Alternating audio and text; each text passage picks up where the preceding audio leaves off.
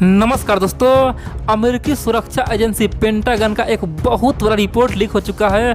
पूरे दुनिया में हड़कंप मच गया है। इस रिपोर्ट के जान के आप दोस्तों चौंक जाएंगे, आपका रूह कांप उठेगा, बोलेंगे भाई आखिरकार चीन तो मिट जाएगा। अगर अमेरिका ये कर देता चीन तो आज दुनिया से गायब हो जाता। दोस्तों अमेरिका अब तक का सबसे खतरनाक फैसला लेते लेते बच गया। बड़ी बात तो यह है कि अमेरिका के इस रिपोर्ट के जान के चाइना में हड़कंप मच गया है। चीन के लोग बोला है कि भगवान हमें बचा ले। आखिरकार अमेरिका परमाणु बम हम पे छोड़ने वाला था। दोस्तों बहुत कुछ हुआ है। आप लोग बोलेंगे आखिरकार अमेरिका ऐसा क्यों करता। मैं आपको एक एक पॉइंट बताऊंगा और आप बोलेंगे भाई ये अमेरिका सचमुच में बेहद ही खतरनाक है। अमेरिका को समझना बेहद ही मुश्किल है। दोस्तों जो लोग बोल रहे हैं कि अमेरिका किसी पे परमाणु बम नहीं मार सकता है, खासतौर पे अमेरिका जापान पे मार दिया अब पछता रहा है। दोस्तों ऐसा बिल्कुल नहीं है। इस रिपोर्ट में साफ कहा गया है कि अमेरिका का जो राष्ट्रपति है उनका पूरा प्लान था, अमेरिका का जो आर्मी जनरल है उनका पूरा प्लान था। कह सकते हैं कि परमाणु बम गिरते गिरते खासतौर पे चीन को बचाया गया। दोस्तों बहुत बड़ी बात है। आप लोग पूरा खबर देखिए, समझिए आखिरकार ये रिपोर्ट कहाँ से छपा है। देखिए दोस्तों कई सारे लोग बोले कि ये फेक रिपोर्ट है, तुम्हारे बात में दम नहीं है। देखिए दोस्तों ये रिपोर्ट अमेरिका का जो न्यूयॉर्क टाइम्स है ना उन्होंने छापा है। भारत का जो आज तक है ना उन्होंने लिखा है। अब आप लोग मान लीजिए अमेरिका का न्यूयॉर्क टाइम्स फेक है, आज तक का रिपोर्ट फेक है, तो समझिए हमारा भी ये रिपोर्ट बिल्कुल ही फेक है। दोस्तों अगर आप लोग को मानना है तो मानिए, नहीं तो फिर आप पे हम छोड़ते। ठीक है, अब चलिए जानते हैं आखिरकार हुआ क्या है और किस प्रकार से ये रिपोर्ट लीक हुआ है। दोस्तों आप जानते हैं अमेरिका हमेशा से ताइवान के समर्थन में रहा है। आप जानते हैं 1958 के दौरान जब तिब्बत पे पूरी तरह से कब्जा हो गया, उस समय चाइना का खासतौर पे माओ का एक सपना था, वो है पूरी तरह से ताइवान को बुलाना। दोस्तों उस समय ताइवान बड़े जोर शोर से खासतौर पे चीन हमला कर रहा था। ठीक है, हमला किया जा रहा था और चीन का प्लान था कि ताइवान को मिला देना है कुछ भी करके। और दोस्तों ताइवान के जो राष्ट्रपति था ना उस समय खासतौर पे वो बुरी तरह से परेशान हो चुका था। खासतौर पे चियांग काई शेक दोस्तों बहुत बुरी तरह से परेशान हो गया था और अमेरिका भी यहाँ देख रहा था चीन किस प्रकार से यहाँ पे आग से खेल रहा है। अमेरिका के सामने में एक ही ऑप्शन था, चीन को रोकना। दोस्तों उस समय तक अमेरिका ताइवान को एक देश मानता था, चीन को कोई देश नहीं मानता था। दोस्तों ये बड़ी बात है। उस समय तक अमेरिका ताइवान को एक देश मानता था, चीन को तो 1970 के बाद अमेरिका ने एक देश माना है, खासतौर पे सोवियत संघ के खिलाफ लड़ने के लिए ऐसा किया था। ठीक है दोस्तों, अब बड़ी बात तो यह है कि उसी चाइना पे एक लंबा चौड़ा रिपोर्ट रहा है। दरअसल अमेरिकी आर्मी का एक बहुत पुराना थिंक टैंक है जिसका नाम है डेनियल एसेलबर्ग। दोस्तों डेनियल एसेलबर्ग का उम्र 90 साल है। कह सकते हैं कि अमेरिका के तमाम जंग में दोस्तों उन्होंने अपना बहुत बड़ा योगदान दिया है, पेंटागन के लिए काम किया है, पेंटागन को हर एक रिपोर्ट दिया है। और बड़ी बात तो है कि उसी शख्स ने एक लंबा चौड़ा दावा किया है, एक रिपोर्ट लीक कर दिया है। अमेरिका का जो पेंटागन है ना उसका रिपोर्ट दोस्तों उन्होंने लीक कर दिया है, पेंटागन का पेपर लीक कर दिया है। बड़ी बात तो यह है कि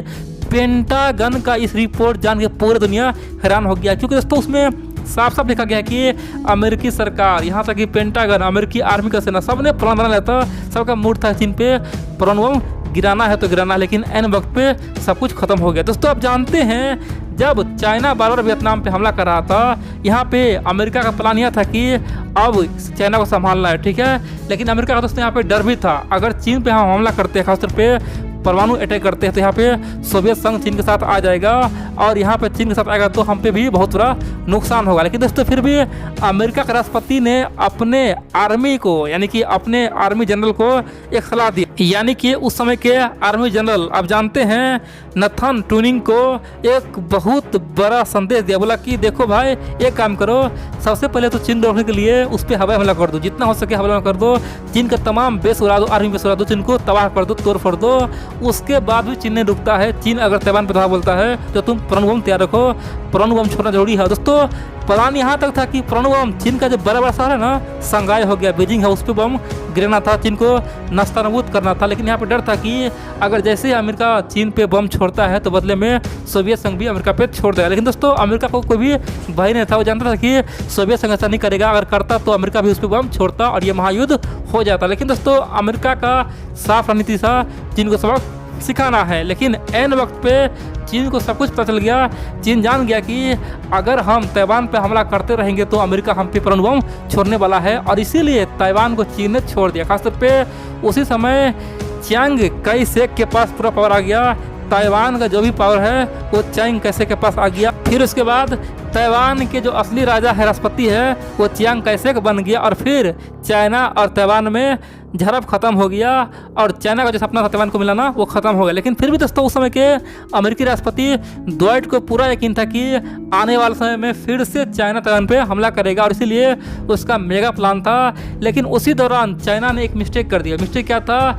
चाइना ने 1958 के बाद अपना तमाम शक्ति खासतौर पर ताइवान से हटा के तिब्बत पे लगा दिया, तिब्बत को पूरी तरह से कब्जा कर लिया और बाद में चाइना ताइवान को कुछ दिन के लिए छोड़ दिया। और उस समय चाइना ने भारत से युद्ध शुरू कर दिया, खासतौर पे 1962 में युद्ध शुरू कर दिया।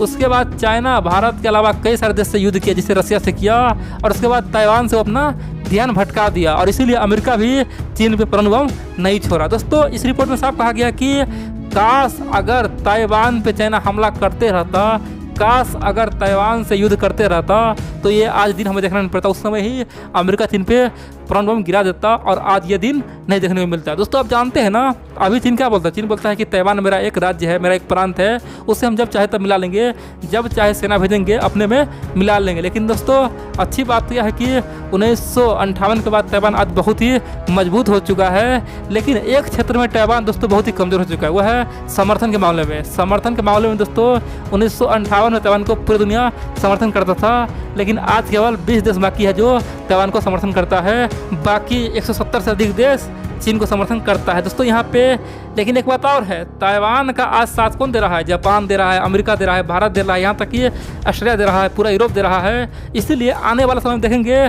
फिर से ताइवान के लिए यूएन में वोटिंग हो सकता है और देखेंगे दोस्तों वन चाइना पॉलिसी का धज्जिया उड़ सकता है। क्योंकि आप देखते हैं वर्तमान में एक बार फिर से अमेरिका और चीन आमने सामने में हैं और फिर से ताइवान का मुद्दा उठ रहा है। दोस्तों अमेरिका ने साफ कर दिया है कि ताइवान पे हमला मतलब अमेरिका पे हमला माना जाएगा। और दोस्तों उस समय अमेरिका शांत इसलिए था ताकि सोवियत संघ को तोड़ सके, कमज़ोर कर सके। वो पूरा खेल हो गया है, सोवियत संघ कमज़ोर हो चुका है, रसिया बहुत ही वीक हो चुका है। अब अमेरिका एक बार फिर से चाइना को सबक सिखाने के लिए तैयार है। लेकिन बड़ी बात तो यह दोस्तों जिस प्रकार से पेंटागन का रिपोर्ट छपा है, अगर ये सच हो जाता तो समझ चीन आज कहाँ रहता। लेकिन यहाँ पे साफ साबित हो गया कि अमेरिका को जब जब भी खतरा साबित होता है, जब जब भी खतरा दिखाई देता है, वो परमाणु बम युद्ध करेगा। दुनिया में कई सारे मुल्क बोलता है कि अमेरिका कभी भी परमाणु युद्ध नहीं करेगा। दोस्तों ये आप लोग का भ्रम है। अमेरिका को जहाँ भी खतरा दिखाई देगा वहाँ पे वो परमाणु बम छोड़ेगा और हमें लगता है आने वाले समय में अमेरिका चीन पे एक बार फिर से परमाणु बम गिराने का प्रयास करेगा। दोस्तों जिस प्रकार से चीन दिन रात अमेरिका को चैलेंज कर रहा है, हर सेक्टर में चैलेंज कर रहा है, चाहे कोई भी मुद्दा हो, चाहे मिडिल ईस्ट का मुद्दा हो, चाहे ताइवान का मुद्दा हो, चाहे साउथ चाइना सी का मुद्दा हो, दोस्तों हर मुद्दे पे चीन केवल अमेरिका को कोसता बोलता है कि ये तो गद्दार है, धोखेबाज है, ये दुनिया का सुपर पावर नहीं है, दुनिया का चोर है, सबको लड़ाता है, आपस में सबको उलझाता है। चाइना को अमेरिका खतरा मानता है, लेकिन अमेरिका का सुपर पावर हम खत्म करेंगे, उसका शक्ति हम छीनेंगे, नंबर 1 की कुर्सी हम छीनेंगे और आने वाले समय में अमेरिका दुनिया में भिखारी बन जाएगा। अमेरिका का औकात नहीं जो हमसे पंगा ले। दोस्तों चाइना आज अमेरिका को पूरी तरह से ललकारता है। तो यहाँ पे एक माहौल और बनता है, जिस प्रकार से अमेरिका और चाइना कुछ ही दिन में आमने सामने में आया है। 2017 के बाद दोस्तों पूरी तरह से दोनों दुश्मन बन चुका है। और आप देखेंगे आने वाले समय में जिस प्रकार से डोनाल्ड ट्रंप ने एक्शन लिया, अगर बाइडेन भी एक्शन ले तो देखेंगे कोई ना कोई छोटा मोटा झड़प होगा, कोई ना कोई दोस्तों युद्ध होगा और यहाँ पे अमेरिका अपने दाव के लिए कुछ भी करेगा।